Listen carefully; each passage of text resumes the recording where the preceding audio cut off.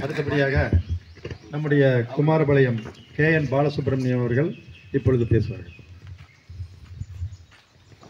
குமாரபாளையம் மக்கள் நலமன்றத்தின் பொருளாளர் என்ற வகையில் இந்த விழாவுக்கு வந்து ஒரு சிறப்பான நிகழ்ச்சியை ஏற்பாடு செய்திருந்த எங்கள் தலைவர் சேகர் அவர்களுக்கு முதலில் நன்றி தெரிவித்துக் கொண்டு, இத்தனை பெரிய ஒரு இடத்தில் நாம் ஒன்று கூடி இன்று காந்தியின் பிறந்த நாளும்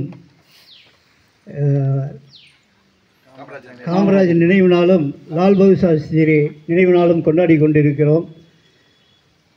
இதையெல்லாம் சொன்ன மாதிரி நமது வாரிசுகள் தெரிஞ்சுக்கொள்ளணும். ஏன்னா அவங்களுக்கு வந்து நாம் வருவோம் போகிறோம், அவங்களுக்கு வந்து கையில் செல்ஃபோனை கொடுத்தா போகும், உட்காந்துக்கிறாங்க. அவங்களுக்கு ஒன்றும் தெரியறதில்ல.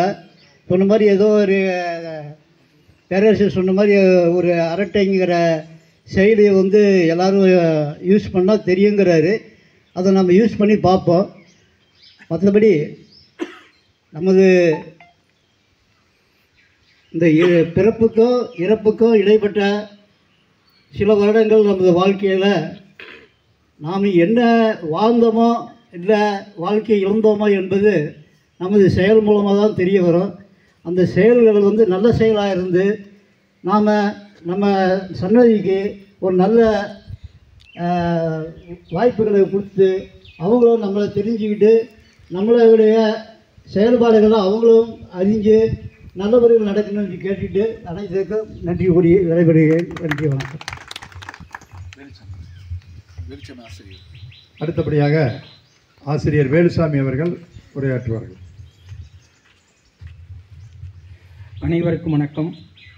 நான் ஆசிரியராக 32 ஆண்டு பணிபுரிந்து 2012 ஓய்வு பெற்றேன். 13 ஆண்டுகளாக இருந்தது. இந்த ஆசிரமத்திற்கு நான் நண்பர் சேகரோட 2-3 முறை வந்திருக்கின்றேன்.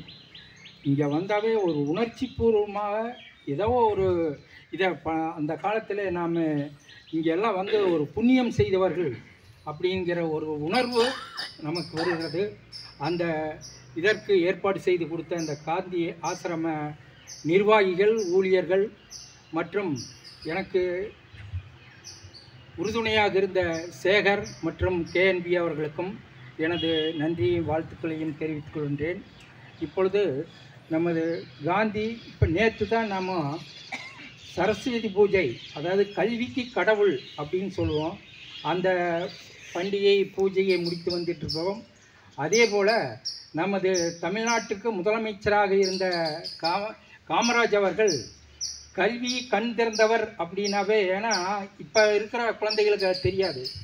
கல்வி கடவுள்னே சொல்லலாம். அந்த அளவுக்கு கல்வியை நம்ம தமிழ்நாட்டிலே பல இடங்களிலும் பள்ளிகளையும் சத்துணவு திட்டத்தையும் அறிமுகப்படுத்தியவரே நமது காமராஜர் தான்.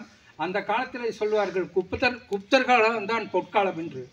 ஆனால் தமிழ்நாட்டுக்கு இந்த காமராஜ் வாழ்ந்த காலம் தான் பொற்காலம். அந்த காலத்தை இப்போ நாம் கனவுல கூட நினைக்க முடியாது. அந்த அளவுக்கு காமராஜ் நமக்கு நேர்மையும் நீதியையும் ஒழுக்கத்தையும் கற்றுக் கொடுத்தவர் அந்த காமராஜர். அவருடைய நினைவு நாளை நாம் கொண்டாடி கொண்டிருக்கிறோம். அதே போல் இன்று காந்தி ஜெயந்தி, அக்டோபர் 2 காந்தி பிறந்த நாள். 1869 குஜராத்தில் போர்பந்தர்ங்கிற இடத்துல அவர் பிறந்தார். அந்த காலத்திலேயே இப்போ 156 ஆண்டுகள் முடிந்து விட்டது. அதை நினச்சி நாமெல்லாம் அதை படித்துத்தான் அல்லது ஏதோ ஒரு செய்தியை கேட்டுத்தான் தெரிந்து கொள்கின்றோம். இந்த மாதிரியான ஒரு நிகழ்ச்சியில் அவரை நினைவு கூறுவதற்கு நம்மளுக்கெல்லாம் ஒரு பெருமை. அந்த சமயத்தில் அவர்கள்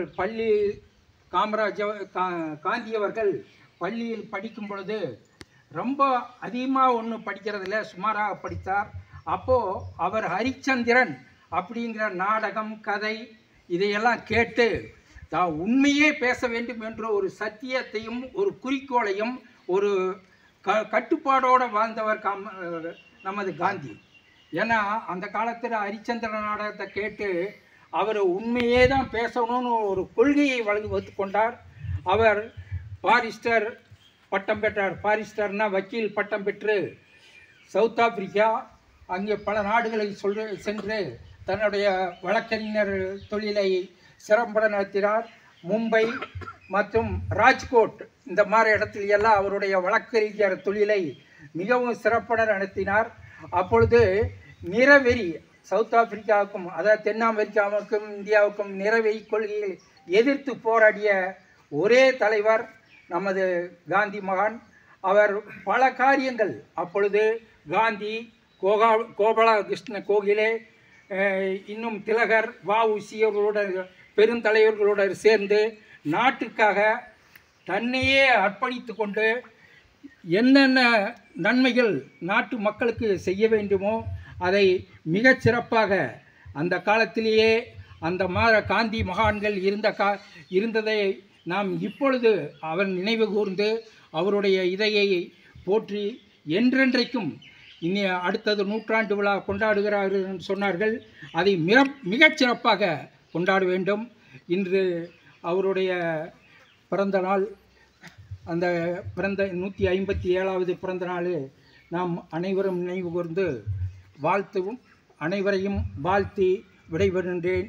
வாய்ப்பளித்தமைக்கு நன்றி கூடி விடைபெறுகின்றேன். நன்றி, வணக்கம்.